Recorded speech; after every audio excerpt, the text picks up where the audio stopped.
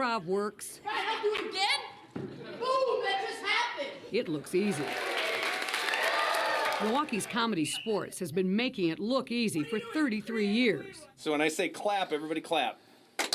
Now the team is branching out. The whole point of this is to make everybody comfortable with one another and work as a team. Offering applied improv training, out to prove improv techniques can improve the workforce, 1 to 2 hour workshops at a time. All right, good job, everybody.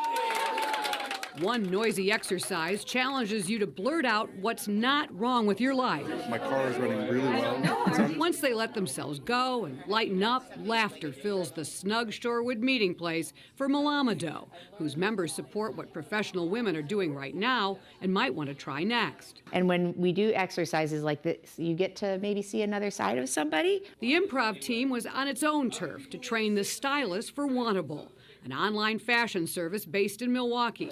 They even let me join in. Go. On a random game that spontaneously generates uproarious camaraderie. Go.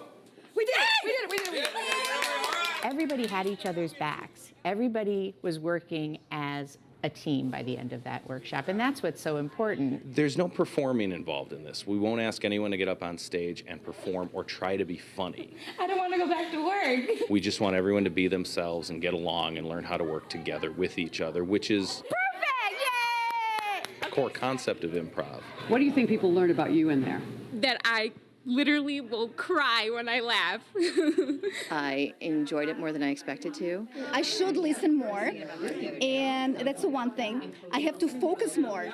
The takeaway is to take all this back to work and home. 1, 2, 3. Improv. There we go.